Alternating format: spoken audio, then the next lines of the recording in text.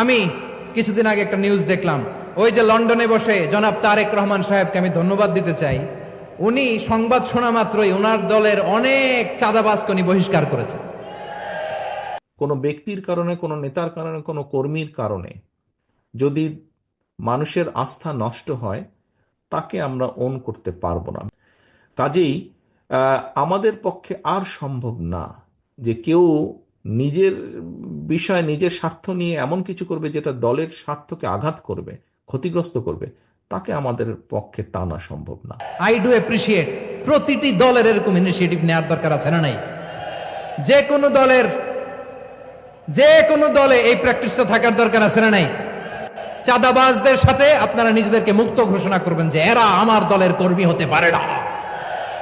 আমরা চাঁদাবাজ মুক্ত বাংলাদেশ চাই, জুলুম মুক্ত বাংলাদেশ চাই, ফ্যাসিজম মুক্ত বাংলাদেশ চাই, গুণ খুন খারাপি মুক্ত বাংলাদেশ চাই।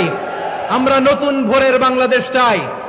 ওই বাংলাদেশ পাওয়ার জন্য মুনকার প্রতিরোধে, অন্যায় প্রতিরোধে যদি বাঘের বাচ্চার মতো, আবু সাইদের মতো দুই হাত উঁচু করে বুককে টান টান করে প্রসারিত করে দাঁড়াতে হয়, রাজি আছো মুসলমান? কারা কারা রাজি? আল্লাহকে হাত দেখিয়ে প্রতিজ্ঞা করো। আমাদের নীরবতা আর আমাদের নিশ্চুপ থাকাই জালিমদেরকে আরো শক্তিশালী জালিম বানিয়েছে। এজন্য মুনকার প্রতিরোধের দায়িত্ব আমাদের সবার। টেন্ডারবাজি, চাঁদাবাজি, দুর্নীতি, অপরাধ, দখলদারিত্ব, মজুদদারি, এগুলো সব কিছু একসাথে প্রতিরোধ করতে হবে, ঠিক কিনা বলেন? একটা মানবিক সমাজ যদি চাই, প্রতিরোধ করতে হবে। প্রিয় ভাইয়েরা, আল্লাহর শপথ নিয়ে বলি, এই নাসিহাতগুলো সবার জন্য, সব দলের জন্য, সব মতের মানুষের জন্য। আমরা কোনো দলের প্রতি মানুষকে ডাকি না, আমরা ডাকি ইসলামের দিকে। সব দলের, সব মতের, সব মানুষদেরকে আমরা আহ্বান জানাই, আসুন আমরা একটা সুন্দর সমাজ বিনির্মাণ করি। এই যে নতুন বাংলাদেশের এক সুযোগ এসেছে, আর জীবনে হয়তো আসবে না, সামনের 100 বছরে এই সময় আসবে না। আসুন দেশটাকে আমরা সাজাই, আসুন আমরা দুর্নীতি বন্ধ করি, আসুন আমরা চাঁদাবাজি বন্ধ করি, আসুন আমরা দখলদারিত্ব বন্ধ করি, আসুন আমরা এক দল আরেক দলকে নিশ্চিহ্ন করার যে রাজনীতি, এটা বন্ধ করি। সব দলের প্রতি আমার আহ্বান। আমার দায়িত্ব, সরকার প্রধানের দায়িত্ব, প্রতিটি ফ্যামিলির প্রধান বাবার দায়িত্ব, বিশ্বনবী বললেন প্রতিটি সচেতন মুসলিমের দায়িত্ব। এজন্য মুনকার প্রতিরোধ করার দরকার আছে না নাই? সমাজে এই যে ইফটিজিং হয়, আপনার বোনের বয়সী একটা মেয়েকে কিছু বকাটে টিটকারি করে, এই বলে সেই বলে, নোংরা কথা বলে, রাস্তায় দেখেও আপনি পাশ দিয়ে না দেখার মতো চলে যান কেন?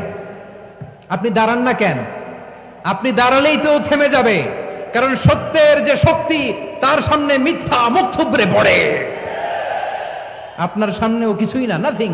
আপনি দাঁড়ান, ওকে প্রশ্ন করেন যে আমার বোনকে তুমি ডিস্টার্ব করো কেন? আপনাকে দেখে আরো 5 জন দাঁড়াবে, 5 জনকে দেখে আরো 10 জন দাঁড়াবে।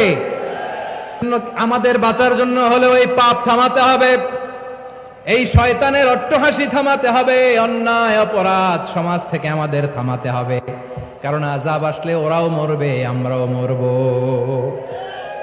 একটা জাহাজ 2 তলা, আপনি আছেন 2য় তলায়, শুনতেছেন? শুনতেছেন? জাহাজ কয় তলা? আপনি কোন তলায়? 2য় তলায়। নিচের তলার কিছু লোক জাহাজের তলা ছিদ্র করতে আরম্ভ করছে। কি ছিদ্র করতেছে? আচ্ছা, জাহাজের তলা ছিদ্র করলে তলা দিয়ে কি ঢুকে? এখন আপনি যদি বলেন আমার কি, আমি তো 2 তলায়, আমার কি, আমি তো সেফ, আমি ইন দ্য সেফ জোন, আমি তো ভালো আছি, আমি তো ভালো আছি, ওরা ছিদ্র করে ওরা মরবে। আসলে কি শুধু ওরা মরবে, নাকি তলা ফুটো হলে ভিতরে পানি ঢুকলে আপনারও শরীর সমাধি হবে? তলা দিয়ে যখন পানি ঢুকবে, জাহাজ ঢুকলে আপনিও মরবেন। এজন্য নিজে মরার আগে ওই পাগলগুলোর নিচতলায় যে থামাতে হবে, চিল্লায় বলেন ঠিক কিনা? এজন্য আল্লাহ বললেন মুনকার প্রতিরোধের দায়িত্ব সমাজের টপ টু বটম সবার।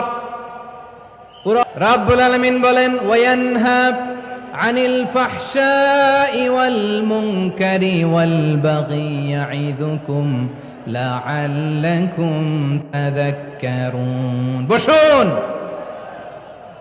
আল্লাহ বললেন আমি অশ্লীলতাকে নিষেধ করি, আমি সব ধরনের মন্দ কাজকে নিষিদ্ধ করি, সব শেষে আমি সীমা লঙ্ঘনকে তোমাদের জন্য নিষিদ্ধ করি। আলোচনা মনে আছে তো, না ভুলে গেছেন? নিষিদ্ধ করেছেন কয়টা জিনিস? 1 নম্বরে অশ্লীলতা, 2 নম্বরে মুনকার তথা সব মন্দ কাজ, 3 নম্বরে আল বাগি, সীমা লঙ্ঘন, ক্রসিং দ্য লিমিট।